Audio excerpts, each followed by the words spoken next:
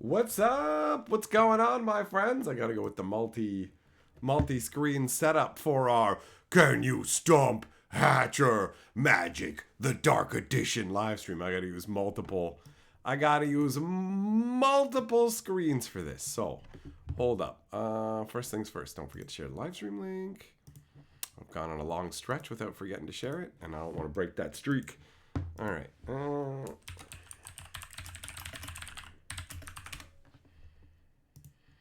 Okay, that's good. And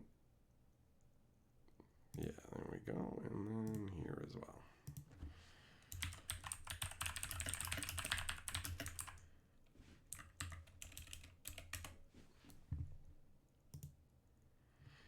Okay. Oh, I've got the thumbnail from the other chat. That's fine. Doesn't matter. Makes literally no difference. I'm the same guy, and we're literally talking about magic. So there's not going to be any confusion about that. Okay. So that part's out of the way. Let's switch this over and do our hellos. What up, Gossett, Jess, Speedwagon, Ned, Felonious T, Millmaster, Yamagoro. Hello, my friends. How are you guys doing tonight?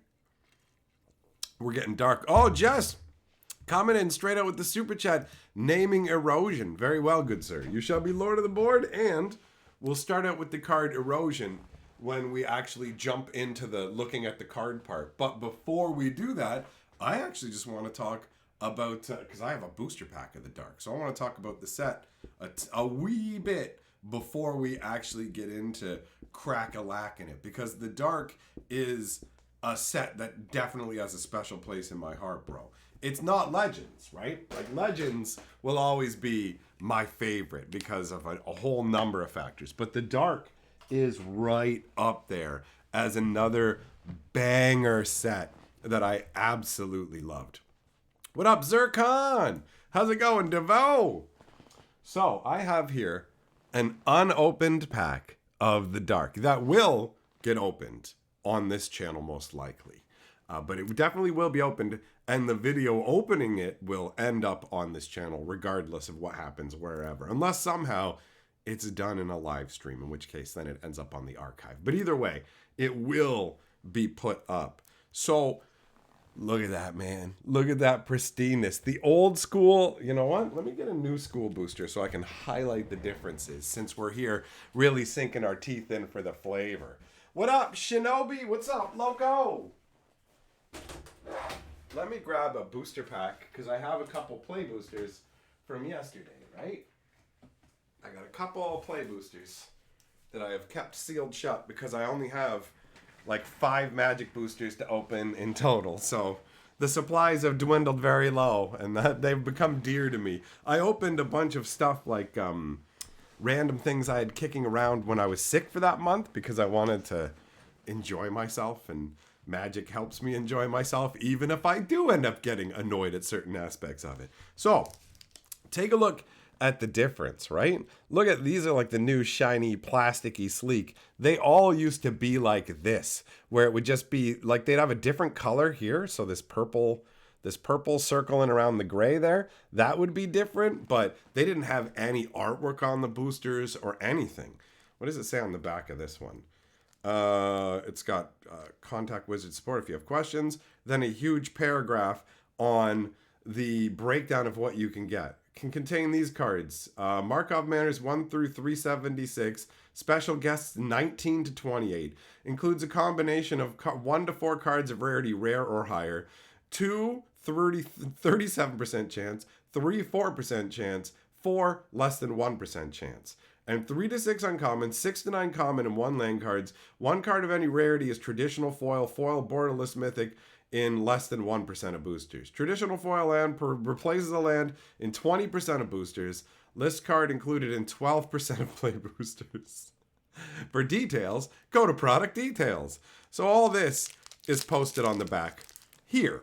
And then below it is just more like, here's all the copyright information about Wizards of the Coast and all this stuff, right? On the back of the original Dark Booster, you definitely do have down here the standard sort of like property of Wizards of the Coast, made in Belgium by Cardamundi. So you know these cards are going to be good. This booster pack is like so good.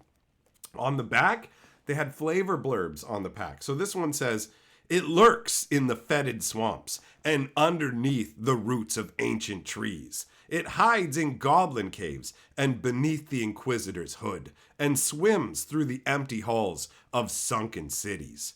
From the depths of Dominia comes a new addition to Magic the Gathering with more than 100 new cards for use with your Magic deck. Don't be afraid of the darkness, but of what hides in the dark. Yeah, man. Awesome. And also the retro, like, white tops and bottoms on the pack. Although you can actually see the cards through them. You can use that to, like, check out what's in the boosters. So there is that. Either way, that's really cool, man. What up, 10-4? How's it going? So I remember the Dark coming out. It came out on the heels of Legends.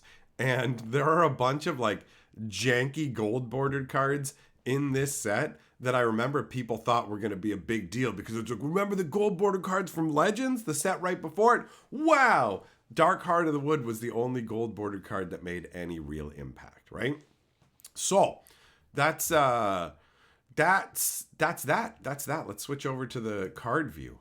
Okay, Jess is starting us off. You guys know how the game works. You pick the name of a card from the Dark, tell me the name, and I will tell you everything about the card aside from maybe like the flavor text or whatever, right? Mostly it's about nailing the mechanics of the card, the casting cost, all that, and then extra flavor aspects are bonus points for me. So you can either fully stump me, partially stump me, or not stump me at all. So how it works is super chats take priority in terms of their suggestions, but you don't have to do it to make suggestions. Now that that's out of the way, let's talk about erosion. Because Jess is coming in from the depths of weirdness. Erosion's a good choice because I'm only half sure that I'm remembering the right card.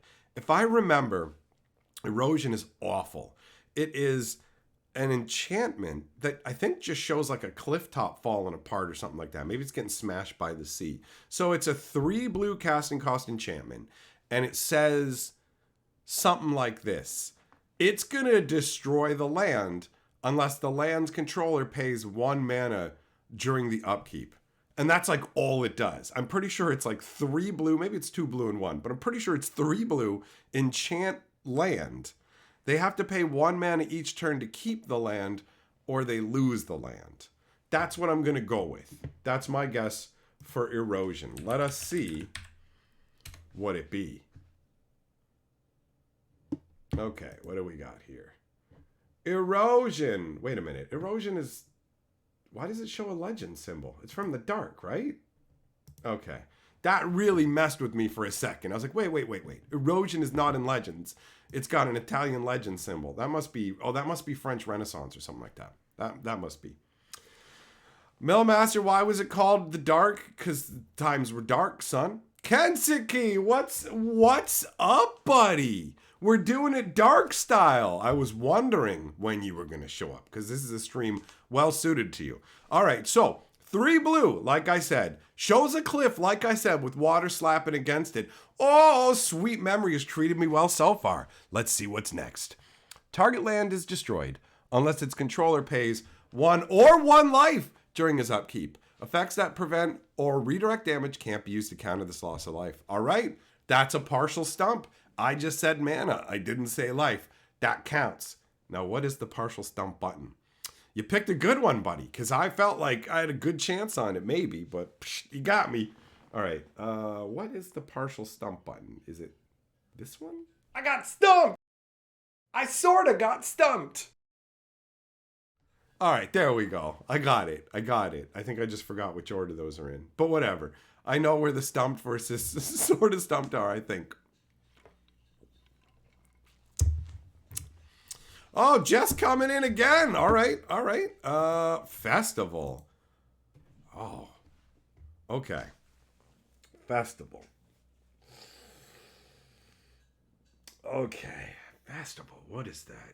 Oh, is that like Mardi Gras style festive mask? I'm picturing like a mask with feathers on it. 1 white. Oh, instant or sorcery. Festival. Festival stops attacks. I think it basically stops an attack from like until your next turn, or do they have to pay to attack with creatures? Ooh, I'm getting this all twisted up. Is it 1 white? Or is it 3 white? Oh no, they're all melding together. Okay, no. Stick with your first thoughts. 1 white, mask with feathers. People can't attack until your next turn. Maybe you have to play it before your own combat, something like that. So you give up your own combat and your opponent can't attack you on his combat.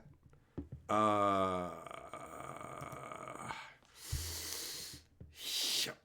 what I'm going with. Ball Falcon says, looks like you found the Fountain of Youth, you handsome devil. Oh, thanks, man. And you know what? For a second there, I was about to go, hey, why don't you mention a card from the dark? And then I realized you did. You even capitalized it in your super chat. You slick McGee. See, I was so blinded by the compliment that I didn't even realize. Flattery will get you everywhere, especially near my dong. So you can say nice things to it. All right, so now let's see. Did I get stumped? On the festival? Let's see here. Festival. The Ragu Festival. Survey says 1 white instant. Opponent may not declare an attack this turn. Play during an opponent's upkeep phase. Okay. All right. Well, apparently this is more advanced than I thought. I only had it half right. I got the mask and the feathers part right. I knew of the casting cost and that it shut down attacking. But ultimately, this card never really mattered. Like, I rarely ever saw it got used, and I tried using it, and it's not worth it. To give up a whole card in your deck to just stop your opponent from attacking, but you have to like do it during the upkeep. But either way, that's some partial stump action, which I think this button will do. I got kind of stumped. I got stumped. Not quite a stump. One of those was right. I can't hear him. So... Millmaster, you're right, bro, actually. The flavor of... hold on, let me switch back here. I keep switching back to the main screen. Okay. The flavor on this is, yeah, absolutely right. There's a big festival. You can't attack today because a festival's going on, right? So it definitely does have some good flavor, but I found the card to be not strong enough. Bull Falcon has selected Fountain of Youth. Now, Fountain of Youth is something that I have used a ton. So it's real easy. 0 casting cost artifact, 2 and tap it, you gain a life. The flavor text says something along the lines of, the fountain had stood in the town square for centuries, but only the pigeons knew its secret. The artwork is a fountain with lions spewing water out of their mouth. I used that with Mana Crypt back in the day when tapping Mana Crypt meant you didn't have to flip the coin. So I would be like, first turn, land, Sol Ring, Mana Crypt, Jamedyte Home, Fountain of Youth. And then it'd just be like, what am I going to do during my upkeep? Am I going to spend 4 to draw a card? Am I going to gain a lot? Like, it was so dumb. I loved Fountain of Youth, right? So by today's standards, Fountain of Youth is garbage. It's been outmoded. But, man, back in the day, son. The fountain had stood in the town square for centuries, but only the pigeons knew its secret. Man! Bam! I slammed that one good. Yeah. Love this card. Love it. Kanzaki Lurker. Oh, we're getting weird. Okay. Lurker is 1 green and 2 for a 2/3. The artwork is a weird, freaky green guy. He has some weird condition on him. I think it's basically, he's like the equivalent of untargetable as long as he hasn't attacked for the turn. Something like that. That's what I'm going to go with. I'm going to go with that for Lurker. Okay. So, Lurker. Where are you? Come on now. There's a lot of lurking going on in Magic. What do we got? 1 green and 2. Bam. The green crazy thing. Bam. 2/3. Bam. Can't be the target of any spell Unless Lurker was declared as an attacker or blocker this turn. I didn't say blocker, right? And so that counts. That counts as a partial stumpage. That's a partial stumpage right there. I got stumped! Mini stump. Okay, bottom. Remember, the bottom is not stumped. The top is stumped. Got it. Got it. None of this stuff is labeled. What up, Juglum? What up, Shinobi? What's going on? Drunkle, every day. How you doing?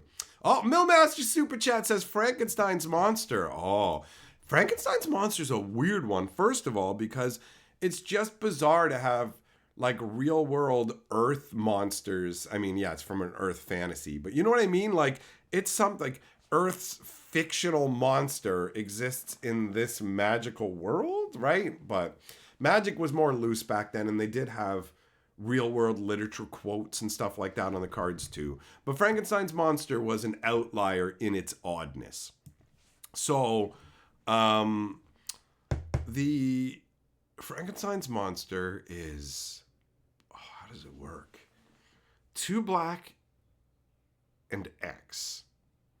And its base power and toughness are 0, 0, star, star, whatever it is, right? You remove X creature cards from your graveyard. And then you put counters on the Frankenstein's Monster, I think.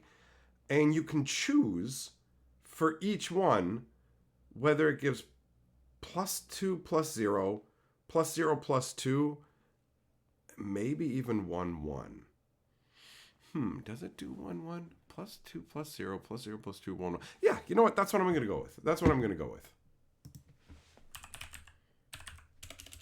Spell it right to find it.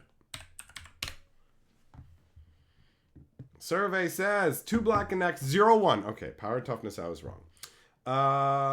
If you don't take X creature cards from game room from the game, it's countered. What? Oh, they let you just pick X without targeting. That's why. Okay, fair enough. Fair enough.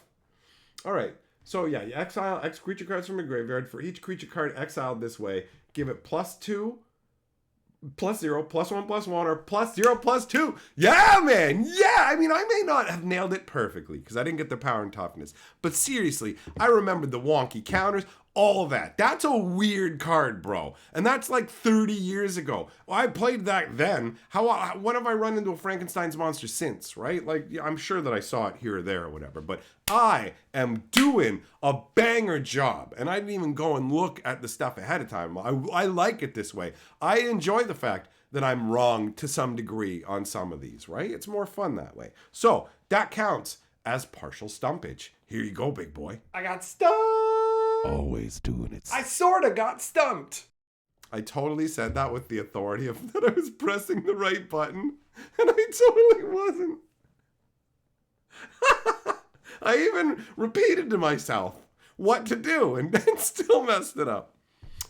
Lasagna, you've never seen this game before and you got stumped, sound scared, you boogity boogity. It's a horror show, bro.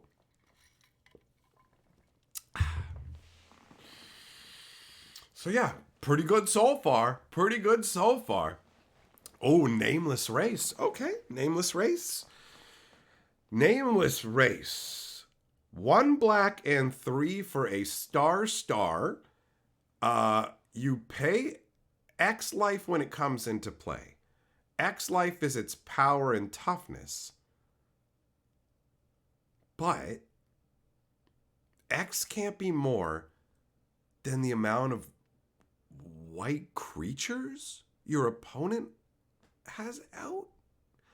I feel like it's some like shirtless monk guys with maybe like a burn scar on their face, like Buddy from Last Airbender. And then it's 1 black and 3 star, pay X life. It's got trample, and you can't. It's definitely you can't make the X the star more than white something. It's white creatures in play is my best guess. Maybe it's white permanents. I don't know. You know what? Let's find out. Hold on. Got to switch it back to the proper view. Whoop. All right. Okay. 1 black and 3 star trample. Pay star life when it comes out. When it can't be greater than total number of white cards opponents have in play and graveyards. Ah, okay. Okay. Yo, even down to the shirtless monk dudes with the burnt face. Yeah. Do I know my shirtless dudes or what, bro? That's pretty close. Okay, so I'm going to do it right this time. Mini Stump. Yeah, I did it. All right. I got it right that time. Jess Super Chat says, Fire and Brimstone. What? Pebis? No, I don't want none of that part. Okay. Fire and Brimstone. Let's switch it on back. Okay, Fire and Brimstone. Fire and Brimstone is a card that should be a red card, it feels like. But it's also conditional, so I guess it is like a white card, isn't it? Pull it back. What was it? Not good enough to play with. So, it shows, I think it's like a shadowy priest or something in front of like some kind of flame rift or crevasse. It's going to be 2 white and 3. It's going to be an instant that you can only play like when somebody's attacked you. And I think it does 4 damage to both of you. I think it's really dumb, where it's like you have to attack me, and then for you attacking me, I punish us both by setting us both on fire. Like, I'm pretty sure that's what it is. Kitsune, yeah, exactly. That's what I said. I said Last Airbender. That's what I referenced with this guy. 100%. Okay, so let's go. Fire and Brimstone. What do we got? 2 white and 3, shadowy person in front of flames. Fire and Brimstone does 4 damage to target player, 4 damage to you. Can only be used in a turn where target player has declared an attack. Oh, yeah! Does he nail it 100%? Ladies and gentlemen, he does. He does. It's brilliant. Oh, he's beautiful and just so awesome. Thank you. I will be signing autographs one day. Millmasters! Barrel's Cage always reminds me of Time Bandits. I don't think I've ever seen Time Bandits in its entirety. But Barrel's Cage, let's get on it. So, Barrel's Cage is an artifact that shows a cage, and it costs 3 to put out and 3 to activate. And it is a poly artifact, which means it can be used as many times as you want.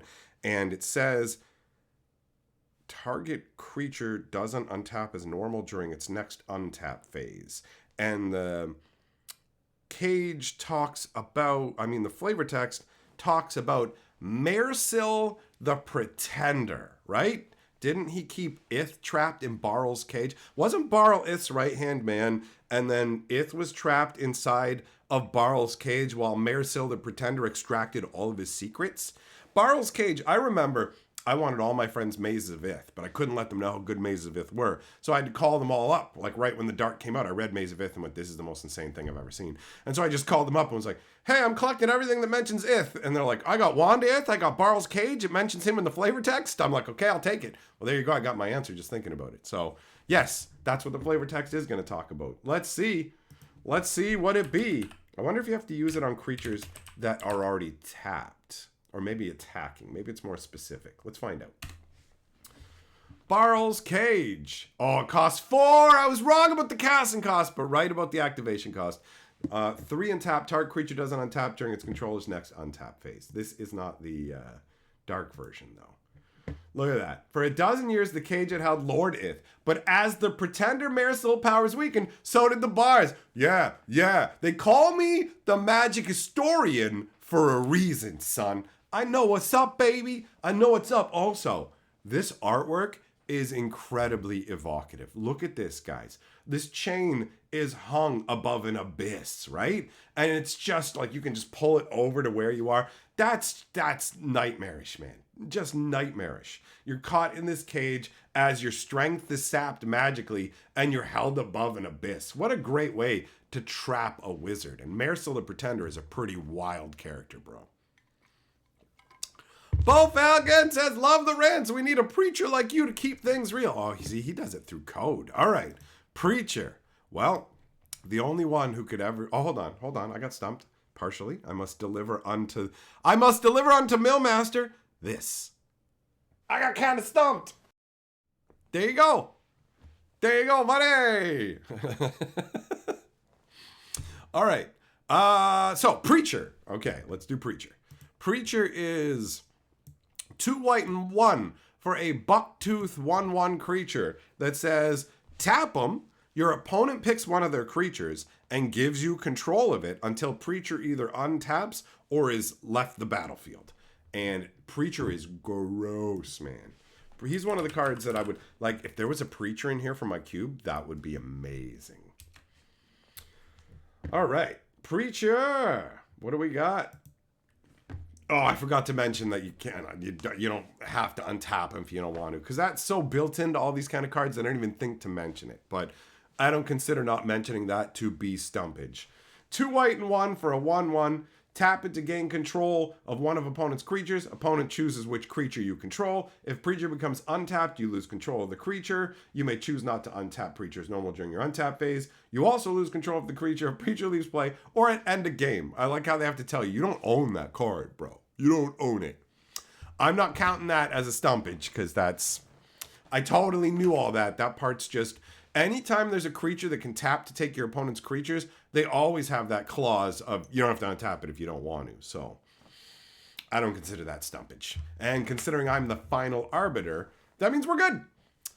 Oh, Jess! Jess, again, going out for some interesting ones. Choosing Scarwood Bandits. Scarwood Bandits choosing to tread on Aladdin's territory. How dare they? I'll tell you how they dare. Bro, they're shirtless bandits who have literally painted camo onto their sweet torsos. Again, bro, didn't I tell you I'm the king of shirtless dudes? And you're going to pick shirtless dudes? You don't think that I know that Scarwood Bandits are 2 green and 2 for 2/2 forest walkers that let you tap to steal one of your opponent's like artifacts or whatever, but they got to pay 2 mana to stop that from happening? You think that I don't know about these shirtless boys? I'm pretty sure one of them has a mullet. Okay, let's go. Let's see. Scarwood Banditos. See, I know them so well that like you didn't even put the right name in. 2 green and 2 for a 2/2 with mullet with Forest Walk. Oh, I didn't say the activation ability. And you know what? I wouldn't have guessed 1 green and 2. So you do get a partial stump. Take control of target artifact. Opponent may counter this action by paying 2. Bam! Oh, I am so good. Not perfect, but so good. Shirtless dudes, mullet, camo. Who's the king of shirtless dude magic? I'm going to slap my belly in appreciation for my own skills. That was well done. All right, now you get one. Is it this? Not quite a stump. Yes, I did it. I did it.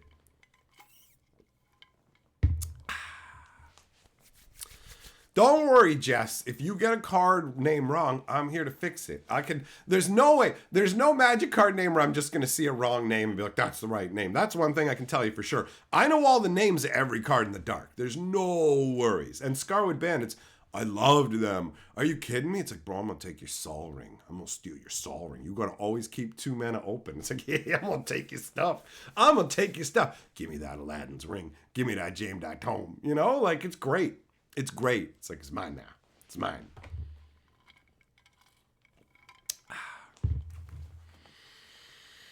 So yeah, so far so good. What else you got? Keep them fucking coming, boys. Keep them coming. Keep them coming. I got plenty of mental acuity left. I'm ready to roll. Oh, Millmaster says summon Niall Sylvain. Niall Sylvain is a freak show. Now the question becomes, which is bigger, his activation or his casting cost? Because he's a mono green fiend with some of the goofiest, most Muppet artwork that early Magic had to offer. He is straight up Jim Henson Muppet level. So, but the question is he 3 green to cast and 4 green to activate? Or is he 4 green? No, that doesn't feel right. I feel like it's 3 green to cast. I'm going to say he's 3 green to cast. I'm going to say he's 2/2. And I'm going to say 4, it could be 3. 4 green and tap him. Regenerate target creature. That's what I'm going to say. Nile, let's see what you got going on, buddy. Let's see. Let's switch it over here. Whoop. Nile Sylvain. 3 green, 2/2, 4 and tap, regenerate target creature. Oh, yes. Thank you very much. And he does indeed look super like a goofy Muppet. That is 100% delivered. Magnifique. And by the way, I loved Nile Sylvain back in the day, right? Just the whole, I can just regenerate my crawl worms and stuff. Great. Kitsune, if you had a stroke, you can only pick cards from the dark set. So you can't pick like random Ravnica cards or whatever it is you're doing over there. Paul, here's how it works. You can try and stump me by naming any card you want from the dark. If you want to avoid duplication, you might want to take a look through the chat and see if somebody's already named the card. But yeah, all you do is you just name the card from the dark, and then I'm going to tell you everything that I can about it. And if I mess up on the mechanics of it, then you get to stump me. That's a stumped. Psycho allergy? Wow, are you okay? It's psychic allergy. Psychic allergy, which has some of the most horrifying artwork ever, man. You've got a guy who looks like he's like sweat melting and he's like touching like a silvered mirror or something like that, right? And the card has intense costs. It costs 2 blue and 3 to cast. It's a blue enchantment. You have to sacrifice 2 islands. You have to sacrifice 2 islands every turn to it. And then you get to pick a color, and you're like, during the upkeep, however many cards you have of that color, that's how much damage you take. And so it just chews through your islands. Like, it's crazy. I'm pretty sure that's how it works. The cost of like sacking the lands made it completely unfeasible. All right, psychic allergy. 2 blue and 3. Look at him. Isn't that like horrifying? Look what's happening to him. Choose a color when casting this during opponent's upkeep. It does 1 damage to them for each card of this color. There you go. Like I said, 1 damage for each card of the color. Sack 2 islands during the upkeep. Bam. Nailed it. Nailed it. Like every level of this one. Perfection. Perfection. Whose picture is in the art? I don't know who's that supposed to be, man. It's Captain Kirk. This guy, I'm allergic to science fiction. Oh, I put this in the microwave and this is what happened to my face.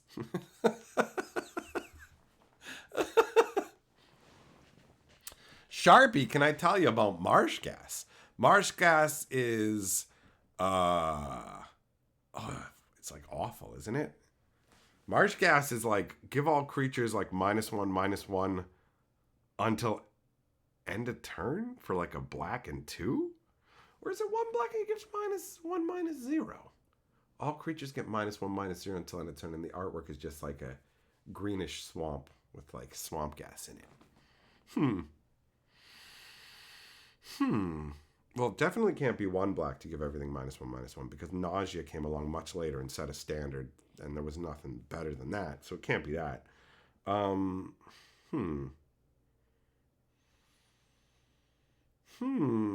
Marsh Goblin artwork's popping in my head when I close my eyes. That's not helpful.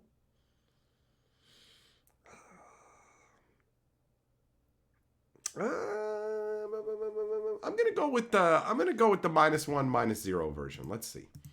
Let's see what we got. It's -2/-0. Okay, fair enough. Fair enough. Yeah, 1 black. Yeah, okay. Yeah, that definitely counts. I didn't even get the numbers right. So that's definitely a partial stump. I mean, I knew that it was a power reducing instant, so it's not a full stump, but you get partial stumpage. I sort of got stumped. There you go. Marsh Gas did it.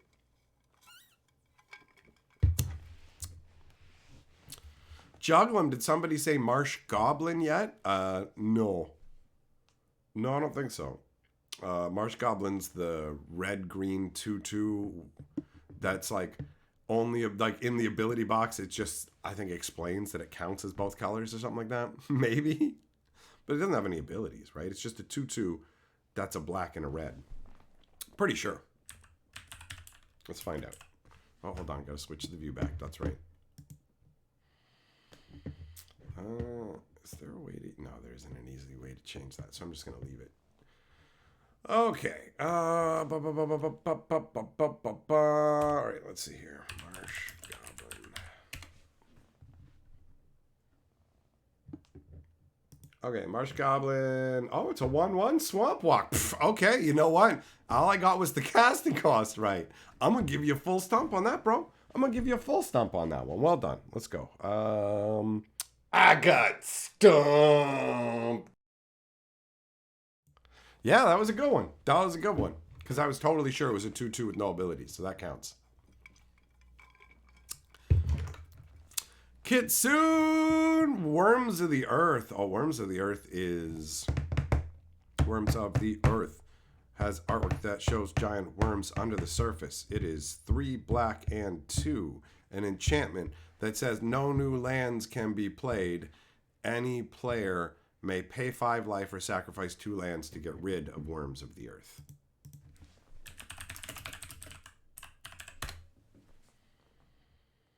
Three black and 2. No lands can come into play. During any player's upkeep, they can get rid of Worms of the Earth by sacking 2 lands or taking 5 damage. There you go. There you go. Bam! Nailed it! Nailed it! Starwood Hag? You mean Scarwood Hag. Scarwood Hag is like 1 green and 1 for a... What is she? A 0/2?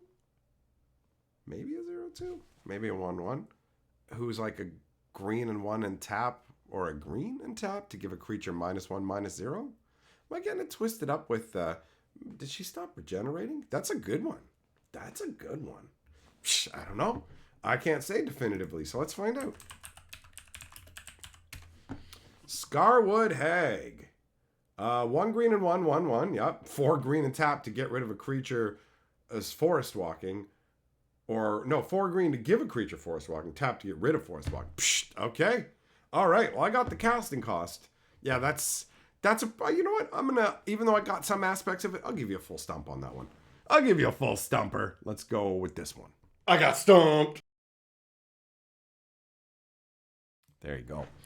Paul says, Nameless Race, good luck. Oh, my friend, you missed it.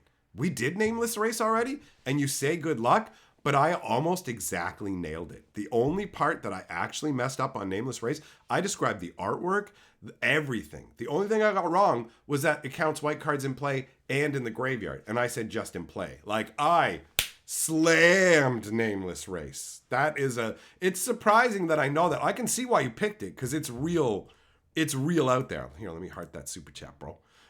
It's way out there in terms of Magic cards and whatever, but yeah, I slammed it because I mean I have a half decent memory, and Nameless Race always struck me as very odd because it felt awful. You had to pay 4 mana and life, and you couldn't even do it like if your opponent's playing anything other than white, the card is just blank and useless. Like, wow.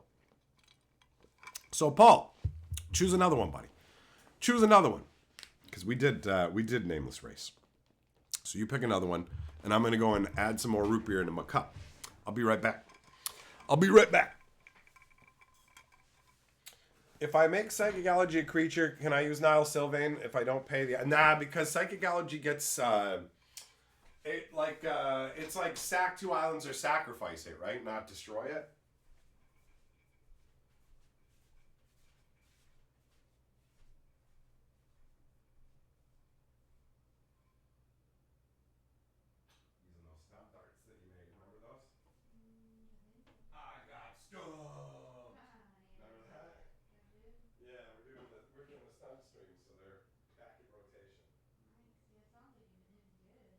I have been doing good. I've been nailing like obscure things like Nameless Race.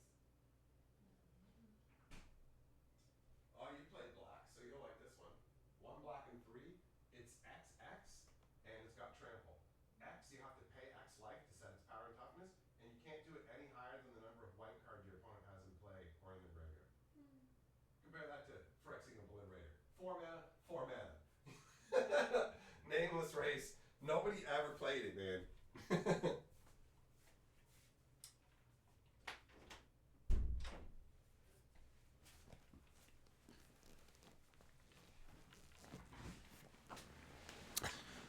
Oh yeah, if you're going OG text, if you want to go OG text with Psychic Allergy, then yeah. If you can animate it into an enchantment, and you're going with the old wording, then why not, right? Why not? You could totally regenerate it if it's actually being destroyed and not being sacrificed. 100%. 100%.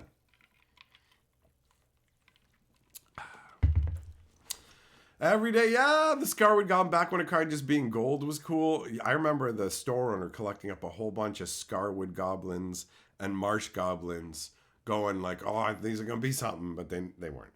They weren't.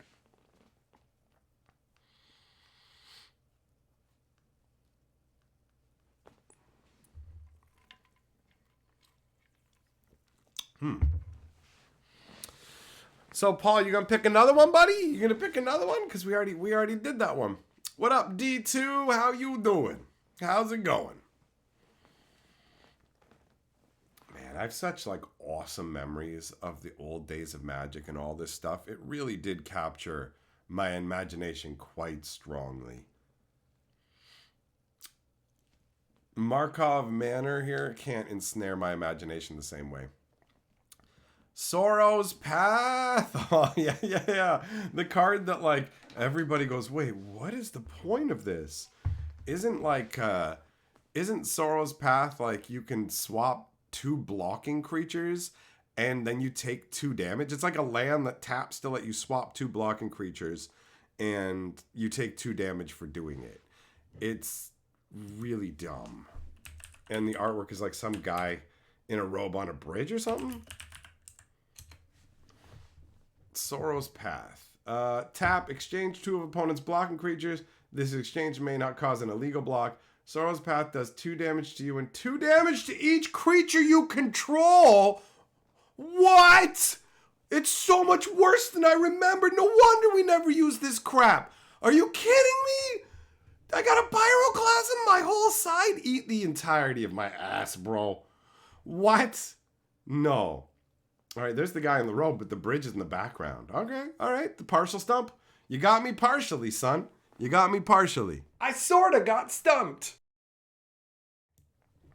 So there you go. I didn't 100% get it. So that was actually I did a better job on Nameless Race than Sorrow's Path, or I guess roughly about the same. But the 2 damage to all your creatures feels like such a big thing to not remember, right? Awful.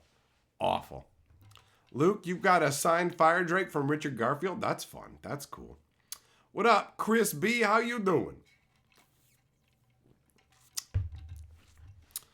Millmaster coming in with the super chat. Oh, and stealing the board from Bo, saying, here's the Scottish singer-songwriter Donovan and his hit Season of the Witch. Oh, you guys can tell it's a dark card because oh, wait.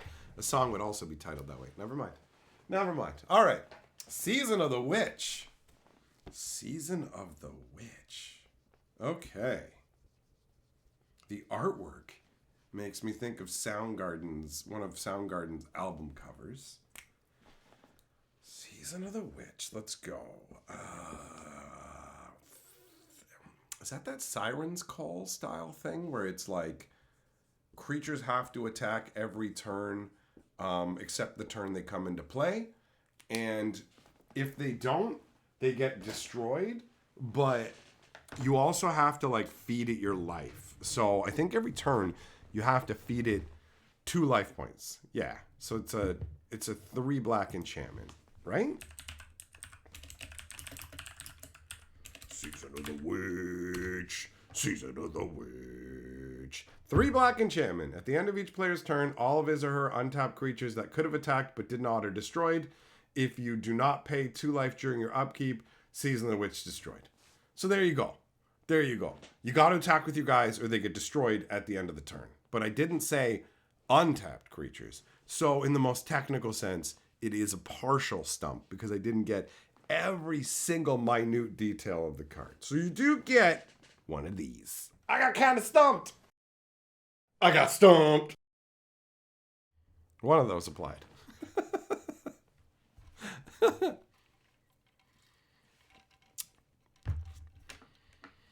If you can trade path, the damage trigger happens on tap, not activation. What? What are you talking about?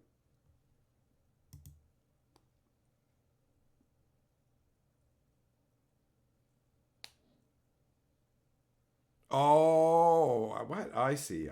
Never mind. I get what you're saying now. Hand it off to your opponent somehow, and then just treat it like a psychic Venomed land and start slapping it with Icy Manipulator and other tapping abilities. And yeah, that's dirty.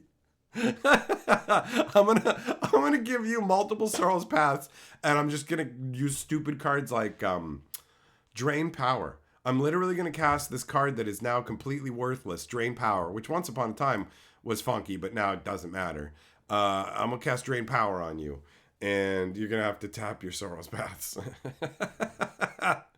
All right, that's funny. That's funny. Oh, Merfolk Assassin. Okay. All right. Merfolk Assassin is a 2 blue casting cost Merfolk. He's like under the water like this. Like you just see him like that because he's swimming away from like a ship that he's just sunk because he's a hardcore assassin. And his ability is to tap to destroy target creature with Island Walk. So people would use War Barge to give your creature Island Walk and then have the Merfolk Assassin come up and go, "Gah, get in the water, you're gonna die." All right. Merfolk Assassin. Oh, that's the time shifted one, but it looks exactly like that. See? Look at that. That's some flavor right there. That all comes together well. I like that. Loco, Living Armor. Living Armor. 4 casting cost artifact actually shows the guy in the living artifact, not in the living armor, I mean. Except it doesn't cover his face, I don't think. And what does it do? It's like tap and sacrifice the living armor to put a counter on one of your creatures. And that creature gets +0/+X, where X is equal to... Is it going to be casting cost, or is it going to be the creature's current toughness? Yeah, you get rid of the living armor, and it gets a toughness boost. +0/+X, where X is equal to... I'm going to say equal to its toughness, because that kind of feels right from a flavor perspective.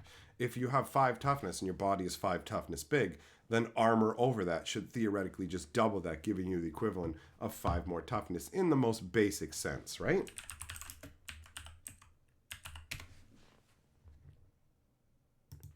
Okay, 4 mana casting cost, tap, sack it to put a +0/+X on the creature where X is casting cost. Oh, no, I had it right the first time. Oh, I logicked my way to wrongness. Partial Stump. Partial Stumpage. Mini Stump. That definitely is partial Stumpage.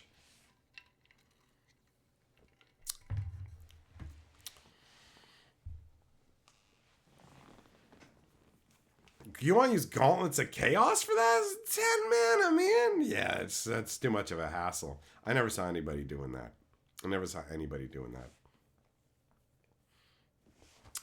Paul, you want the old tap symbol back? The old T turned sideways? I mean, I gotta say that while I'm nostalgic for it, the current tap symbol is superior, right? Like, in terms of actually being informational, the letter T isn't nearly as good as the rotational arrow. Political Trigger is better. Yeah, but then you got to wait all the way till Mirage, right? That's like years later, bro. But you're right. Getting to do it for 1 blue and 2 instead of 10 is significantly better. Significantly.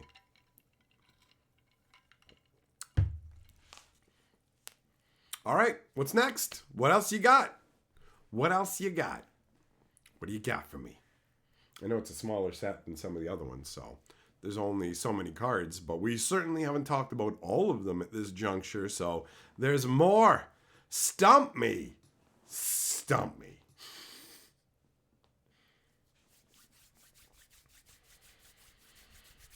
Oh, Necropolis, bro. That's a weird one. That's the one where the artwork shows like an owl statue kind of thing. And it's like a 5 casting cost, 0 power wall with maybe 4 toughness. And you remove creature cards from your graveyard to boost it with counters. Does it just get toughness counters or does it get power counters too? I don't think. Yeah, no, that's a good one. That's a good one. Because I'm not sure about a bunch of this. I'm going to say removing the creatures for Necropolis gives it both. I'm going to say it works on power and toughness. All right. What do we got? Necropolis, where are you? There it is. Okay. So we got the owl. 5 casting cost. 0/1, not 0/4. It is a wall. Yep. 0, take a creature card in your graveyard, remove from the game, put X +0/+1 counters on it where X is removed creature's casting cost. So I knew some of it, didn't know other parts of it. Definitely counts as a partial stump because I did not have all the details. And some of the ones were straight up wrong, like the 4 toughness, right? So that is this. Not quite a stump. You did it. You did it.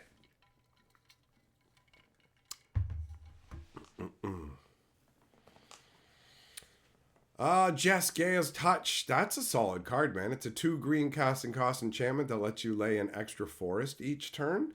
And the artwork shows this crazy, like, skeletal, almost nature-y dude. But you can also sack the enchantment for 2 green, which is so dumb. It accelerates you in multiple ways, right? Like, that was a solid card. Yeah. Put an extra land out, but it has to be a basic forest, and you can sack it to get 2 green. It's like so good. So good, man. So good. Mailmaster Fisher was alright. Instant speed removal, 100%, but like it, I didn't really see it getting that much use because people would rather just burn. I'm just gonna put out a big old mana flare and just burn your dudes. You know, like the effectiveness of lightning bolt, chain lightning, and all of that. I never really saw Fisher show up anywhere. I played with it a bit, but ultimately found that the burn exceeded its capabilities really quickly. So on the surface, you're like, you can take out anything with it, but in actuality, unless you're running into something with a massive toughness like a force of nature or something, Fisher was just superseded by burn, man. Pyrotechnics for the same casting cost. You've got 4 damage, you can split across creatures. You know what I mean? Like, Fisher just... You're like, any creature can be completely taken out. Oh, it's cool. It's like better than Terror, and it's in red, but the casting cost. The flavor text, pretty deep too, right? The whole Plato stuff, must not everything at last be swallowed up in death. And it's like, all right. Elves of the Deep Shadow. 1 green for a 1/1, and she taps for a black mana. And she just looks like somebody's goth girlfriend. Because that's the model that was used, kind of deal. What? I didn't type in the right name. Oh.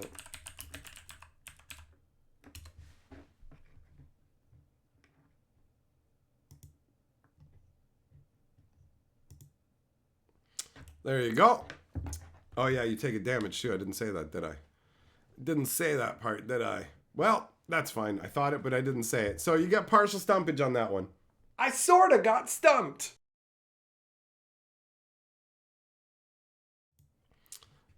Wand of Ith. Wand of Ith is a 4 casting cost artifact. It has... The artwork is like... the crystal in the wand itself is pink. And I think the wand might be white, as well as the sleeve of the guy holding it. So 4 to put out, 3 untap it, choose a card at random from your opponent's hand. They have 2 choices. They can either discard the card, or they can pay life equal to its casting cost. I remember Wand of Ith, bro. That was one of the cards I ended up with multiple copies of. Yeah, see, there you go. The crystal's pink, the wand is white, so is the sleeve of the guy holding it. 4 to put out, 3 and tap it. Look at a card at random from your opponent's hand or target player's hand.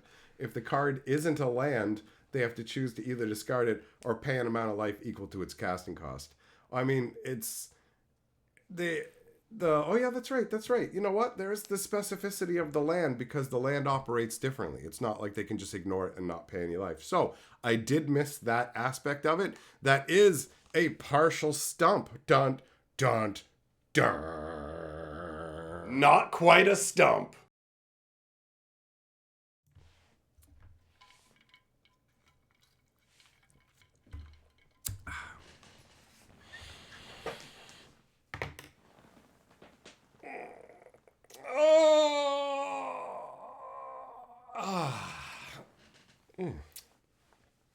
So yeah, man, I remember a good chunk of most of these cards, but there definitely are aspects where the dusty cobwebs of my memory have eroded away.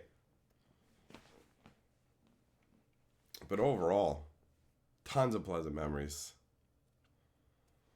Sandwich, no, you say the name of the card. Telling me all the effects of a card and me guessing the name is way, way too easy. Way too easy. It's got to be I just get the name and see what I can pull from the depths of my memory. Juggling, yeah, it's a fun game. Jess, yeah, I know this is one of your favorites, buddy. I knew you were going to be stoked that we were doing it. And it's the perfect time for it, honestly, so... Curse Artifact. Oh, that one's weird. Curse Artifact. I think the artwork is like an elongated skull surrounded by candles. And it's like 2 black and 2. So it costs like 4. And then you have the choice of either letting the artifact go or paying life to keep it. You can pay, is it 2 life each turn to keep the artifact, or you sacrifice it? I think that's what it is. Yeah.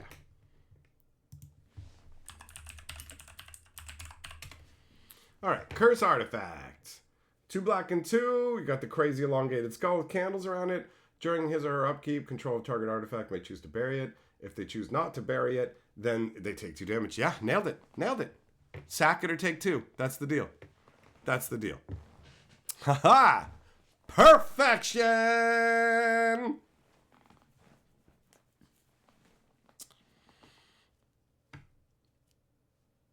Sandwich, we already did Frankensteins Monster. Already been done, buddy. Scarwood Goblin, did we do that? Oh no, we did the Marsh Goblins, right? So the Scarwood Goblins are going to be the green-red ones. Those are going to be the 2/2s. I'm going to say... I mean, the other one I messed up on said it had no ability. So this one probably is like 2/2 Forest Walk. Right? Or maybe Mountain Walk. 2/2 Mountain Walk? 2/2 Forest Walk?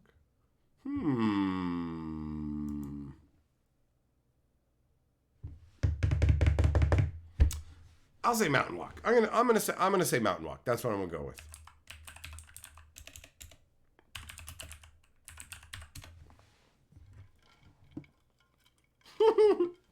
It is a 2/2 with no abilities. That's hilarious. Okay. All right. Well, I added more onto that because I wasn't sure about the previous one. But if this one had showed up first, I would have nailed it. That's funny. All right. Partial stumpage. I got kind of stumped.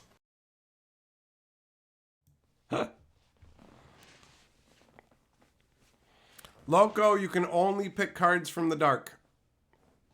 So, nobody picked forest because there isn't a forest in the dark. So, you clever little joke. Did anybody pick this basic land card that's not in the set? No, nobody did. Nobody's tried to be cheeky with dumb nonsense that doesn't make sense.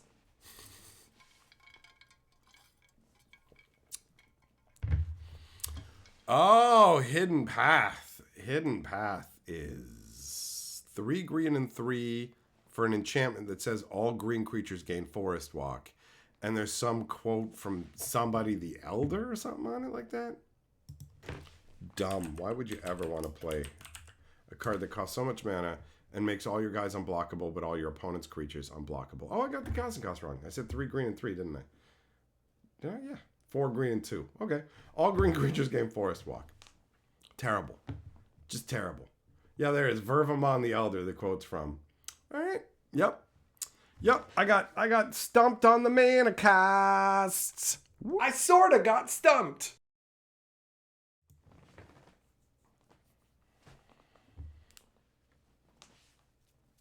Jess, you shut up about all the Metazoa I had to clean up. That sucks.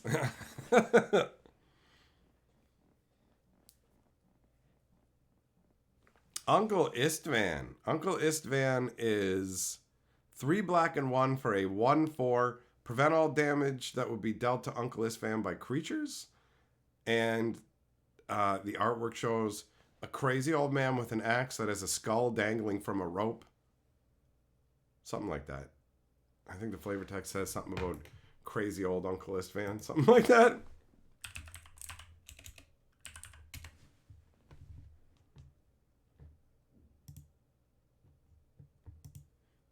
1 black and 3, 1/3. Oops, I had an extra toughness onto him. All damage done to him by creatures reduced to 0. Yeah, there you go. Flavor text says it drove him insane. Now he only keeps company with those he can catch. There's some serious flavor on this, man. Some serious flavor. Uncle Istvan's really cool, man. He's really cool. Millmaster, you ain't wrong, bro. The art from Hidden Path was a waste. Ended up on that. No, lands, that's crazy. Listen, man. The Dark was only like 110 cards at most, and they came in 8-card boosters. It wasn't a standalone with its own basics. None of it. None of it. Leviathan. Oh, Gigantor Leviathan. Leviathan has a massive, stupid, gigantic casting cost. It's like 3 blue and 7? Something like that. 3 blue and 7, I think. It's like it costs a huge amount, right? And it's a 10/10. Comes into play tapped. It's got trample. During your upkeep, you can sacrifice 2 islands to untap Leviathan because it doesn't untap normally unless you do. So each time you want to untap it, you have to sacrifice 2 islands. And also, anytime you want to attack with it, you also have to sacrifice 2 islands. So it just chews through all of your lands. And the artwork shows the Leviathan, and then it shows this tiny little lighthouse kind of thing way down for perspective. It's wild. It's like, does a merfolk live in there or something?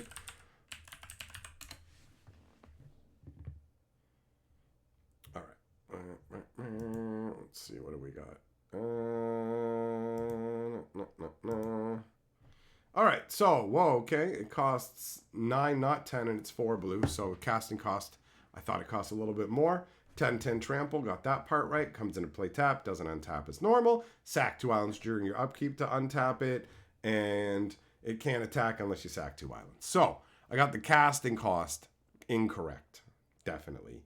Everything else I got totally right. So that is a casting cost partial stump. I got kind of stumped.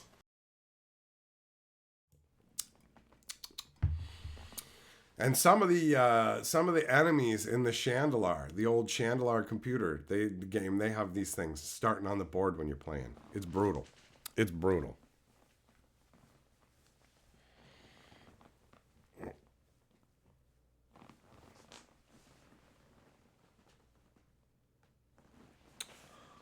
Oh, man.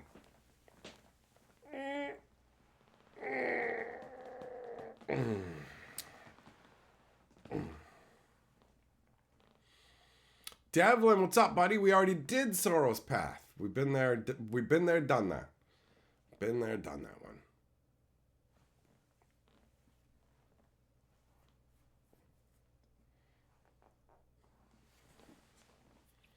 What really weird cards are there from the Dark that we haven't looked at yet?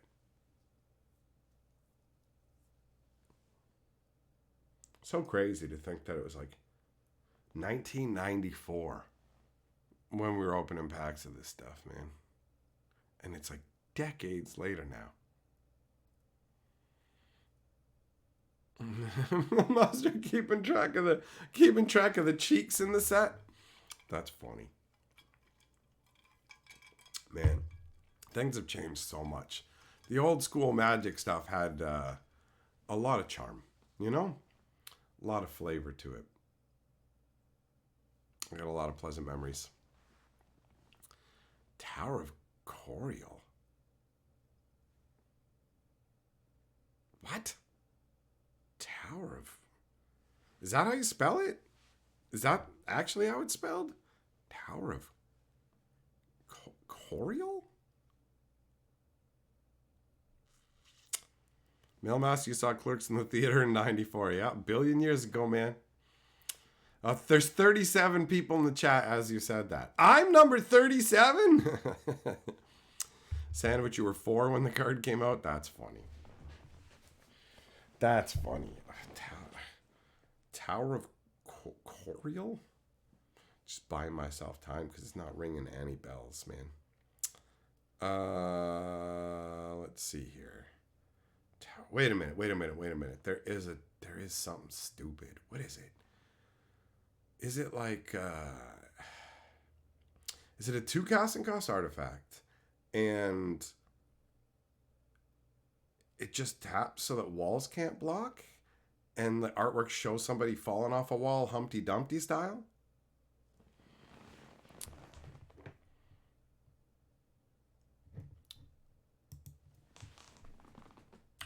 I'm going to type in Tower of C and see what I get. Probably going to give me a bunch of... Tower... Oh, that is... Yeah, okay, that's how you spelt it. Let's see here. 2 casting cost, artifact, tap, target creature can't be blocked by walls until end of turn. You know what, man?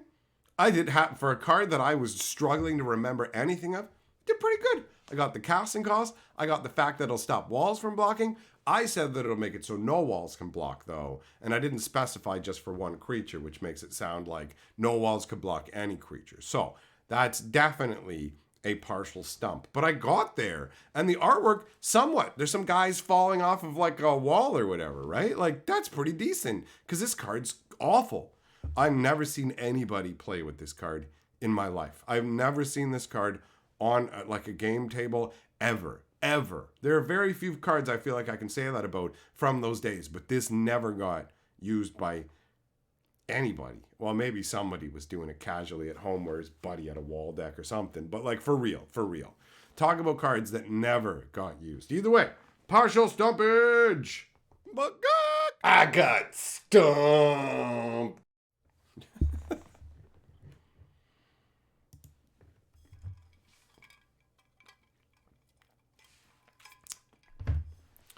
What do we got? Reflecting Mirror. Okay. Reflecting Mirror, yeah, that has that artwork where you've got a hand holding a mirror with a skull in the middle of it, right? And it's a 4 casting cost artifact, and you pay double X, where X is the casting cost of a spell that targets you, to redirect that spell to a new target, right? So let's say if they were casting a lightning bolt. Cost 1. You want to redirect it? Cost 2. If they were casting a spell that costs 4, you got to pay 8. You got to double down, pay twice as much.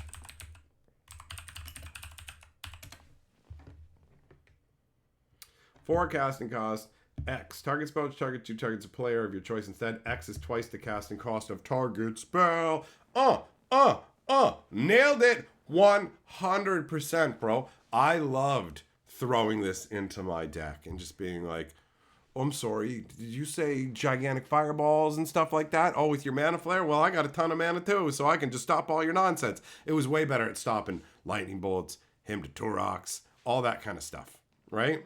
That was great.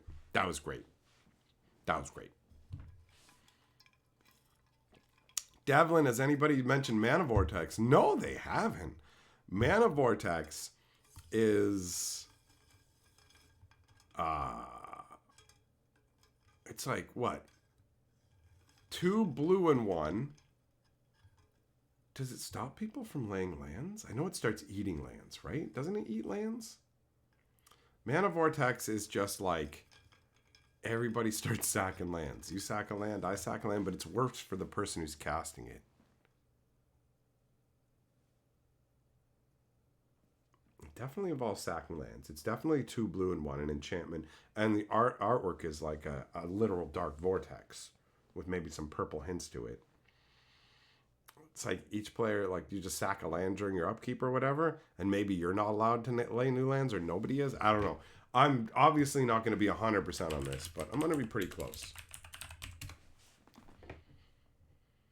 2 blue and 1. Oh, I guess the purple was the night sky behind it. Each player who controls land sacks 1 land during his upkeep. If at any time there are no lands in play, this is destroyed. If you don't sack a land when it's cast, it's countered. Oh, okay. That's what it was. I knew there was some extra way it punished you with more land, but I was more extreme with that. So, partial stump. Partial stump indeed. I got stumped!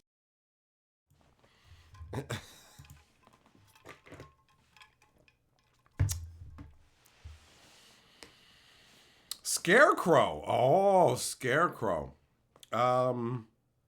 Scarecrow is a 5 casting cost 2/2. Maybe 6 and tap them. Prevent all damage that would be dealt to you by flying creatures. And the flavor text says something about the level of malice that's in his button eyes, right? And the artwork shows a straight up Scarecrow.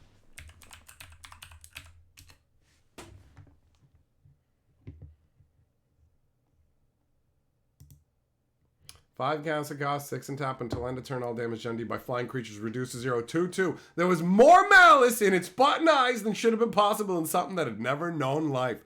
Oh, yeah. Oh, yeah. Slayed it. Did that right. Kenzuki, the Italian dark pack you recently opened, had Reflecting Mirror and Mana Vortex. Nice. Nice. That's a good pack. DeVoe, your marriage is as old as Magic, bro.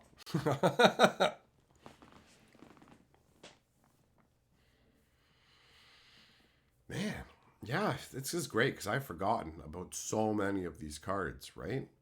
Like, I couldn't rattle off a list of all the cards from the dark. And these old sets are the ones that, like, this is when I was, like, hyper obsessed with all of the initial layers of Magic.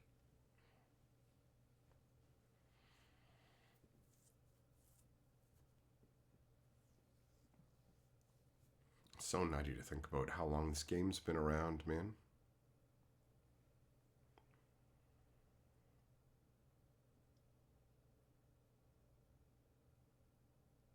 Mana Clash?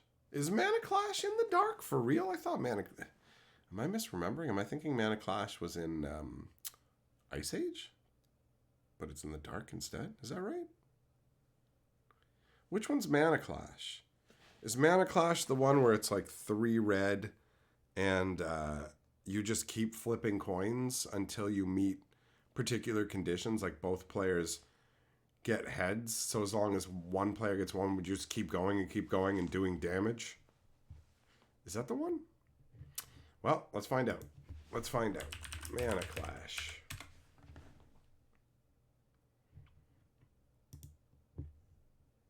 Oh, yeah, no, it's definitely the dark. 1 red. Oh, okay. You and target player each flip a coin. Mana Clash does 1 damage to any player's coin comes up tails. Repeat this process until both players' coins come up heads at the same time. So I was right about the damage, and I was right about continuing the coin flips. But I was wrong about the casting cost. Now, what card was I thinking of? A 3 red casting cost card from Ice Age that involves coin flips. Is that Game of Chaos?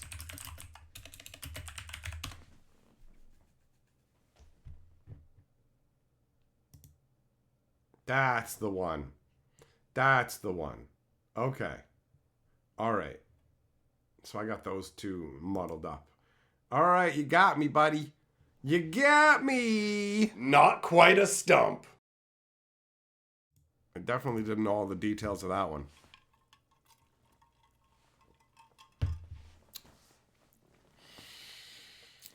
Yeah, I got those totally twisted up. Oh, that 7th edition artwork for it's pretty funky. The coin being struck. Like, imagine you flip a coin and bam, it gets struck by a lightning bolt. It's like, yo, what is going on right now? That's nutty.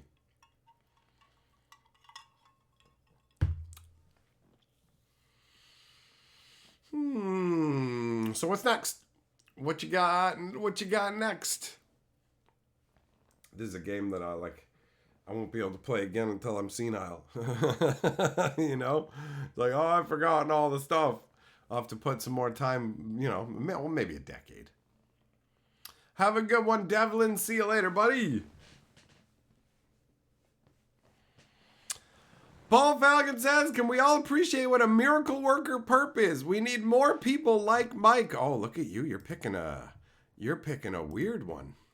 Miracle worker. All right. All right. 1 white, 1/1. Tap miracle worker. Is it, do you sacrifice him and then he gets rid of all enchantments on something? I think that's what it is. I think he's a dude who can get rid of enchantments on your stuff. Gee, do you have to sacrifice him? I think you do. I think you do. I'm gonna say you do. Let's find out.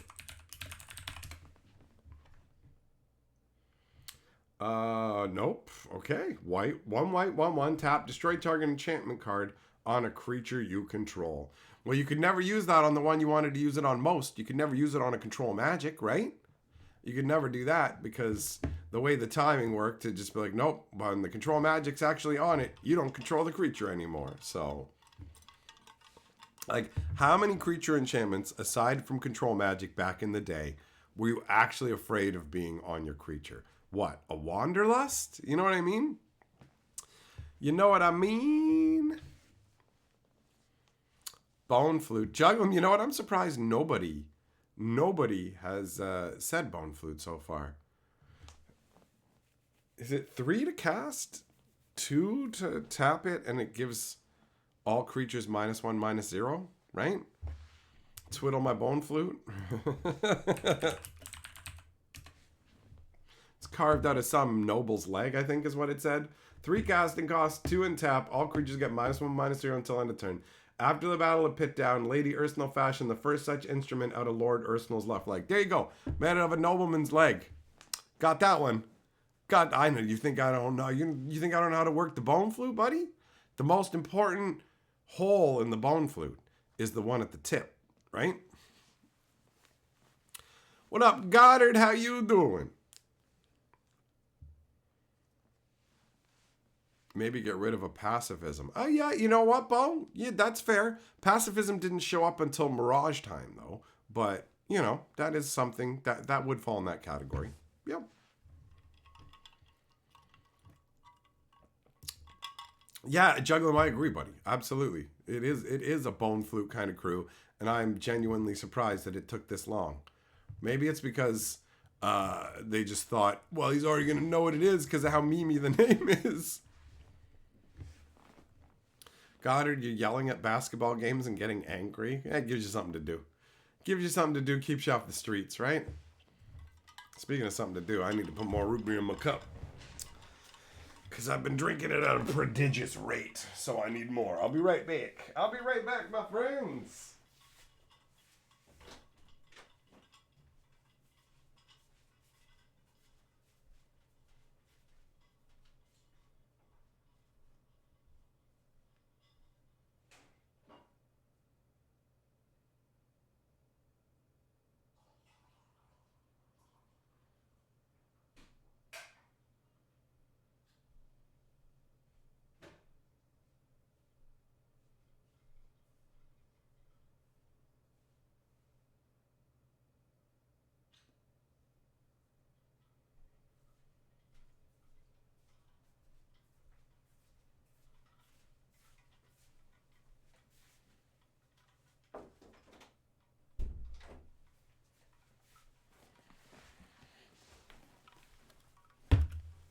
All right.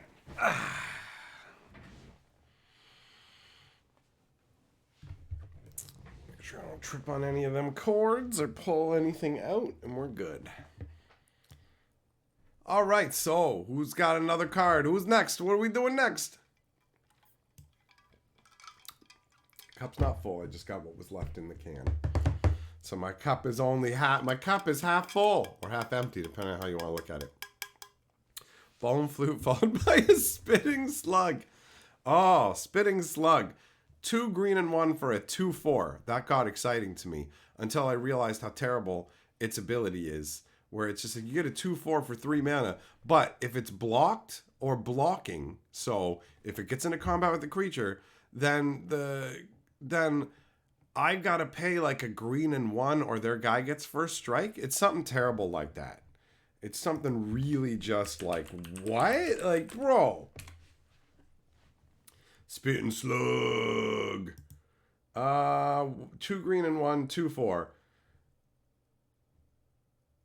Yeah, oh, you know what? I forgot that when you do this, I was always just worried about giving my opponent's creatures first strike. But it's like 1 green and 1, this gets first strike until end of turn. But if you don't pay the 1 green and 1, any creatures this gets into combat with automatically get first strike. So it's just like, this is just terrible.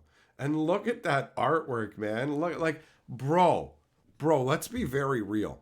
If you were a planeswalker, you would get this just for the psychological effect of this vomiting jizz all over your opponents, right? Like, because look at what it's spewing out, man. Like, could what it's spewing out be any more on the nose? It's only got one eye, too, right? On the eye stalks, it looks like the other eye was cut off. Is this literally a one-eyed spitting slug barfing whiteness? Like, for real, I have never realized, like, just the name was enough to be like, hee, but looking at it all, it's literally got 2 big ball baggish bulbies at the back too, right? So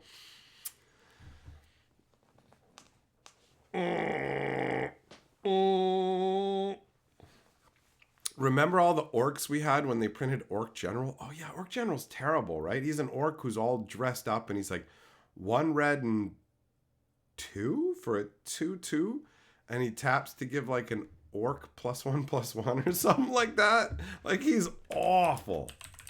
1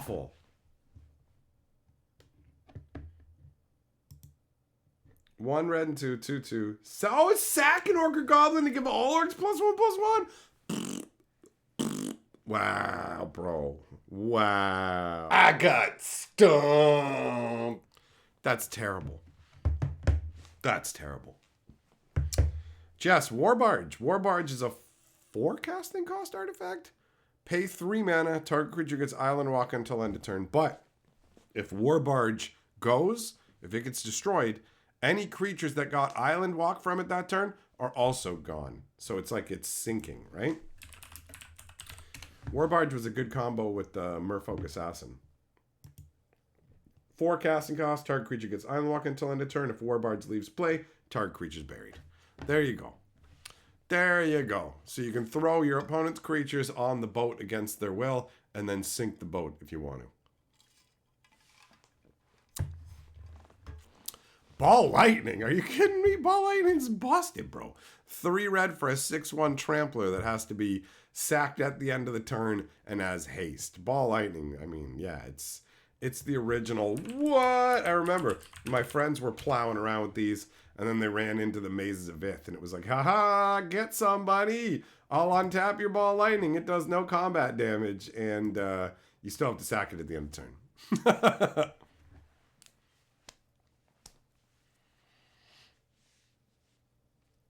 Fasting. Oh, fasting. Fasting is 1 white for a little monk guy praying. It's an enchantment, and you can skip up to 3 draw phases using it, and for each draw phase you skip using it, you gain 2 life.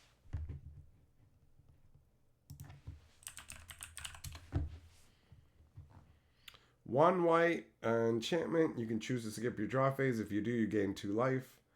If you draw a card for any reason, fasting is destroyed. During your upkeep, put a hunger counter on fasting when it has 5 hunger counters on it. Okay, never mind. It definitely ain't 3. That's a partial stump for sure. That is a partial stump for sure. I got not quite a stump. I got the card draw part right and the life part right, but not the rest of it.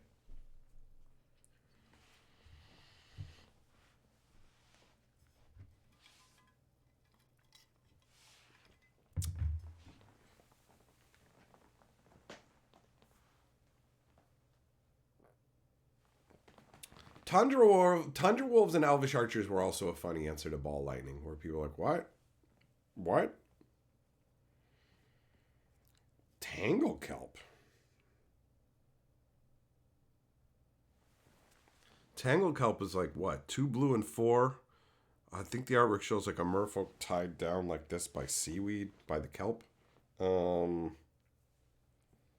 It's like you gotta pay the creature's casting cost to be able to untap it, I think, is what that does.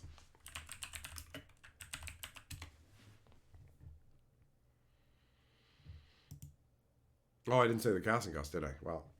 1 blue, enchant creature. Creature doesn't untap during its control's untap phase. If it attacked during its control's last turn. Oh, okay, yep. Nope. Nope, you got me there. That's a stumpage, bro. That's a stumpage. I was totally off base with that one. What? I got stumped.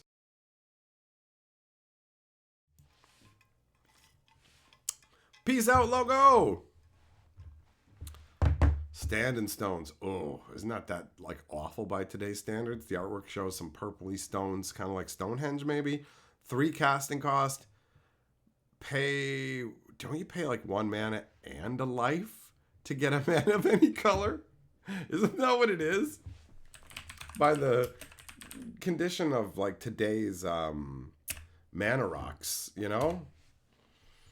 Let's see. 3 casting cost, 1 and tap it, pay 1 life to add a mana of any color to your mana pool. So bad. Yeah. Stonehenge kind of crap. Yep. Nailed that one. Did a good job. All right, my friends. Well, it's time for me to get going. Thanks for coming and hanging out. This has been a fun Stump Hatcher stream. The next one we do, in case you want to bone up and be ready for it, will be the next set, which is Fallen Empires, right? Good luck stumping me on Fallen Empires. I know my Fallen Empires, okay? I know that set. So, I'm out. I'll catch you guys tomorrow, all right? So, into the waters of the underworld I go.